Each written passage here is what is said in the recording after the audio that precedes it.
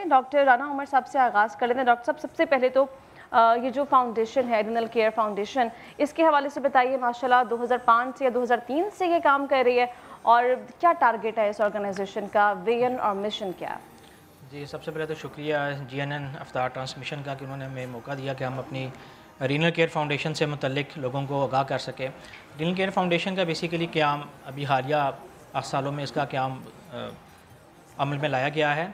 Basically बदकिस्मती से हमारा मुल्क जो है ना, उन ममालिक में शामिल है जहाँ पे गुर्दों के अमराज बड़ी तेज़ी से फैल रहे हैं, और तकरीबन एक मुख्तार तखमीने के मुताबिक पाकिस्तान में हर 10 में से एक शख्स गुर्दे की किसी न किसी बीमारी में ज़रूर मुब्तला है।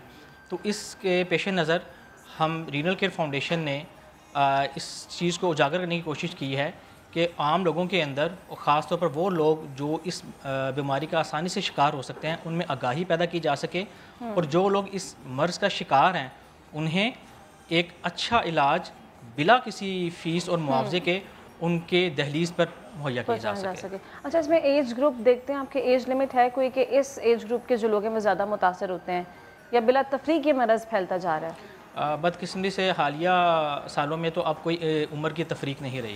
अब तो हर एज के अंदर, ख़ास पर बच्चों के अंदर भी, जैसे कुछ मरूसी अमराज हैं गुर्दों के, गुर्दों में मरूसी तौर पर पथरियाँ बन जाना या पानी की थैलियाँ बन जाना, तो इस वजह से हर एज ग्रुप के अंदर ये डिजीज़ तेज़ी से नज़र आ रही हैं। तो कोई भी एज जो है ना, इससे कह लें कि इम्यून नहीं है, तो लेकिन ये है कि कुछ ऐसी पॉपुलेशन है जो इसका शिकार जल्दी हो सकती है, ख़ास पर वो लोग जो शुगर के या ब्लड प्रेशर के मरीज़ हैं, उन्हें वो ज़्यादा वल्नरेबल पॉपुलेशन है, उनको ज़्यादा इस चीज़ की एहतियात की ज़रूरत है।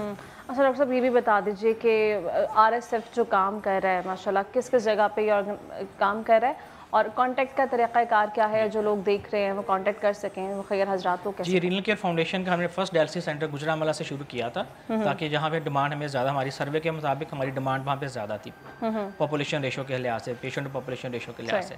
फिर हमने एक लाहौर के अंदर और एक फैसलाबाद के अंदर, टोटल 3 सेंटर इस वक्त हमारे डायलिसिस की सर्विसेज और अद्वियात की सर्विसेज और मुहाना लेबॉर्ट्री टेस्ट की फ्री सर्विसेज मुहैया कर रहे हैं बिला किसी मुआवजे के। और इसके अलावा हमारा जो आगे जो फ्यूचर प्लान है कि हम इस दायराकार को पूरे पाकिस्तान में फैलाएं, गुर्दे के अमराज की रेशो को मद्देनज़र रखते हुए इंशाल्लाह। डॉक्टर उमर साहब हमारे साथ हैं। डॉक्टर साहब, मैं चाहूँगी आप ज़रा कॉजेज़ पे आइडेंटिफाई करें कि क्या वजह है कि पाकिस्तान 10 ममालिक में आता है जहाँ पे गुर्दों के अमराज हैं वो तेज़ी से बढ़ते जा रहे हैं। इसके कॉजेज़ क्या हैं और क्यों हम इसका इतना ज़्यादा शिकार हो रहे हैं? अच्छा, मैं इसमें अगर मैं इस सारे आपके सवाल को अगर मैं एक लाइन में अगर जवाब दूँ ना, तो उसमें यह है कि हमारे मुल्क में तेज़ी से बढ़ती हुई sugar, blood pressure, basically these are the 2 major causes of the kidney disease in Pakistan. अब शुगर का इंसिडेंस क्यों बढ़ रहा है? कुछ हमारे अंदर बेसिकली जेनेटिक प्रीडिस्पोजिशन से हम कहते हैं कि मरूसी तौर पर हमारे इस खित्ते के अंदर डायबिटीज़ के इंसिडेंस होने के चांसेस ज़्यादा हैं। उसके अंदर जब हम एनवायरमेंटल ट्रिगर्स ऐड होते हैं, एजेंट्स, तो वो उस जीन्स को एक्टिवेट करते हैं और लोग डायबिटीज़ का शिकार होते हैं। ट्रिगर्स क्या हैं? आपकी fast food, junk food, healthy lifestyle ना होना, फिजिकल एक्टिविटी का ना होना, सेडेंटरी लाइफस्टाइल, तो ये वो चीज़ें बेसिकली जो अल्टीमेटली इस चीज़ को थोड़ा सा ट्रिगर ऑन कर सकती हैं। फिर इस तरह सेकंड नंबर पर ब्लड प्रेशर, जो एक बड़ी कॉमन कॉज तेज़ी से बढ़ी है, खासतौर पर यंग लोगों के अंदर ब्लड प्रेशर का मसला आ रहा है।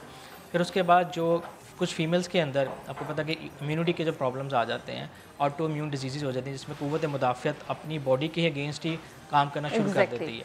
वो एक फीमेल्स का बड़ा एक काफ़ी ज़्यादा एक रेशो है जो बेसिकली इस बीमारी का शिकार हो जाती हैं गुर्दों की।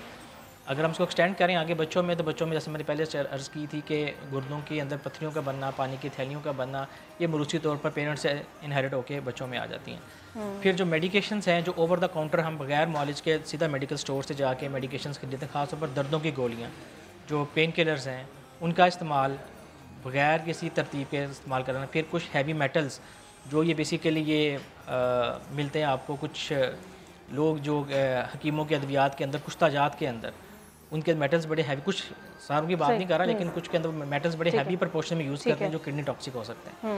बेसिकली ये 4-5 ग्रुप्स हैं जिनके ऊपर हमें सोचना चाहिए, काम करना चाहिए किडनी डिजीज़ के। बेसिकली हमें ये परसेप्शन है और मोस्टली सब लोगों की राय होती है कि शायद पानी की कमी सिर्फ एक ऐसी चीज़ है जिसकी वजह से आप गुर्दों के मसाइल का शिकार हो सकते हैं। It is a contributive factor कि वो डिजीज़ को एग्रेवेट कर सकता है, लेकिन डिजीज़ को जीरो से स्टार्ट नहीं कर सकता। آپ کسی بھی چیز کو ایگریویٹ کر سکتا ہے لیکن اس کو روٹ کاز نہیں بن سکتا. ٹھیک ہے ٹھیک ہے. اچھا ڈاکٹر صاحب جب RSF کے بورڈ ممبرس کے حوالے سے بھی بتا دیجئے, اور پھر جو لوگ ہمیں دیکھ رہے ہیں جو کہ اس آرگنائزیشن کا ویسے بھی حصہ بننا چاہیں, کار خیر کا حصہ بننا چاہیں, وہ لوگ بھی, اور جو لوگ مدد کی غرض سے رابطہ کرنا چاہیں وہ بھی, ان کے لیے آسان پلیٹ فارمز کیا ہیں, فورمز کیا ہیں؟ ہمارے 3 شہروں میں کام کر رہی ہے, جیسے میں لاہور, فیصل آباد اور گجرانوالہ. ہماری بیسیکلی RCF کے چیئرمین ہیں ڈاکٹر کیسر رفیق صاحب, اور جو جن کے بیجن کو ہم آگے لے کے چل رہے ہیں, اور ایک ہمارے پروجیکٹ ڈائریکٹر صاحب بھی ہیں. ہمارا بیسیکلی ویب سائٹ بھی ہے, فیس بک کے اوپر بھی پیج ہے, انسٹاگرام کے اوپر بھی ہے. اس کے علاوہ ہمارے الیکٹرانک پرنٹ میڈیا کے اوپر بھی ہمارے یہ ساری تشہیر چلتی رہتی ہے. اکاؤنٹس ہیں, بینک اکاؤنٹس ہیں, زکوٰۃ کے علیحدہ اکاؤنٹس ہیں, عطیات کے علیحدہ اکاؤنٹس ہیں, اور جو بھی ہمارے RCF کے ساتھ کوئی بھی شخص کسی بھی طرح سے بھی حصہ بن سکتا ہے, ناٹ اباؤٹ فائنینشلی. دیکھیں RCF کا مقصد یہ ہے کہ ہم بیسیکلی سروس ڈلیوری دے رہے ہیں, وہ ادویات کی شکل میں بھی ہے, ٹیسٹوں کی شکل میں بھی ہے, اور ڈائلسس کی شکل میں بھی ہے. تو اگر کسی ایک شخص کو جو علاج افورڈ نہیں کر سکتا, آپ اس کو RCF کا ریفرنس دے دیں. اگر وہ ڈونیٹ نہیں کرتا لیکن کم از کم کسی کے یہ میسج تو پہنچا سکتے ہیں کہ اس فلانی جگہ کے اوپر جا کے آپ اپنا ڈائلسس فری کرا سکتے ہیں. ایون کہ پھر کچھ نہیں, میں آپ سمپل بات کرتا ہوں کہ کوئی بھی آپ جو مریض ہیں بڑی مزریز میں ہوتے ہیں, آپ ایک دکاندار سے یا گھر سے اگر کوئی پھول لگے, ایک پھول کا لے کے اس کو ریپ کر کے RCF میں کے کسی مریض کو پھول پیش کر, ویسے اس کا موٹیویشن لیول اتنا بڑھ جائے گا. میڈیکل پرسپیکٹو تو ہم کور کر رہے ہیں, بینگ مالج, بینگ کنسلٹنٹ میڈیکل, لیکن جو اس کو سوشل اور جو سائیکولوجیکل ایلیمنٹ ہے وہ ابھی بھی ہماری سوسائٹی میں بڑا نیگلیکٹڈ ہے.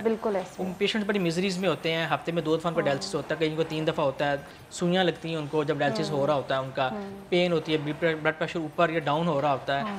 تو اس کے لیے سائیکو سوشل ماڈل کو اگر ہم ذہن میں رکھیں نا, تو کوئی بھی شخص کسی بھی طرح سے لوگ سمجھ شاید فائنینشلی ہی ہم ایسوسیٹ ہو سکتے ہیں, آپ کسی بھی طرح سے RCF کے ساتھ ایسوسیٹ ہو سکتے ہیں. ایموشنل سپورٹ بن سکتے ہیں. اسٹوڈنٹس کے لیے, اسٹوڈنٹس جو کسی کمیونٹی سبجیکٹس کے اسٹوڈنٹس ہیں, وہ اپنا ایک 3 months کی اٹیچمنٹ کلینکل کریکولم کے طور پر اٹیچ کر کے ہمارے ساتھ اپنی انٹرنشپ کر سکتے ہیں. ہم ان کو ایکسپیرینس لیٹر ایشو کریں گے, we can help in this regard as well. اچھا ڈاکٹر صاحب کوئکلی ذرا میں چاہوں گی, وہ ڈائلسس والا پوائنٹ ہمارا رہ گیا, اس پہ بات ہونا بہت ضروری ہے. ڈائلسس کی طرف کچھ پیشنٹس جنہیں ضرورت ہوتی ہے وہ نہیں جاتے, شاید ڈرتے ہیں کہ ڈائلسس نہیں کروانا, اور کچھ لوگ اننیسیسری چلے جاتے ہیں یہ بھی. اور پھر ڈائلسس کی جو مشینز یوز ہوتی ہیں وہ ایک ہیپاٹائٹس A B اور اس کو پھیلانے کے بہت بڑا سبب بن رہی ہے, تو اس کی بھی کیا وجوہات ہے؟ اچھا, یہ ایک بیسیکلی تھوڑا سا نا ایک ان نون فیئر ہے لوگوں کا ڈائلسس کا, کہ لوگ کہتے ہیں جس کے ڈائلسس شروع کر دیں گے تو مستقل ڈائلسس پہ چلا جائے گا. یہ اصل سوال بیسیکلی لوگوں کے ذہنوں میں یہ پیدا ہوتا ہے.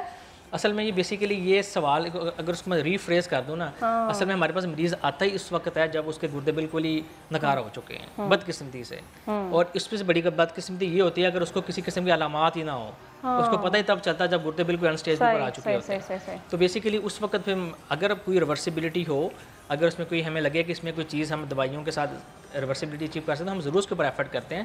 لیکن یوزلی الٹیمیٹلی ہمارے پاس انفارچونیٹلی مریض آتا ہی ہے اینڈ اسٹیج کے ساتھ, اس کو ہمارے پاس بھی کرنے کے لیے بہت کم اسپیس رہ جاتی ہے. جو آپ کا دوسرا سوال آپ نے پٹ اپ کیا ہے, میں بینگ اے مالج, میں جو پچھلے اس شعبہ گردوں سے تقریباً پچھلے 10 سالوں سے منسلک ہوں, میں یہ بات وثوق کے ساتھ کہہ سکتا ہوں کہ ڈائلسس کی مشینوں کے ذریعے ہیپاٹائٹس B, ہیپاٹائٹس C اور HIV یہ نہیں پھیل سکتا, کیونکہ مشین ایک چیز ہے, مشین کے اندر جو سرکٹ لگتا ہے جس کے ساتھ بلڈ کانٹیکٹ میں آتا ہے مریض کا, وہ جو ہی مریض کا ڈائلسس ختم ہوتا ہے وہ اس کے ساتھ ہی ڈسکارڈ کر دیا جاتا ہے.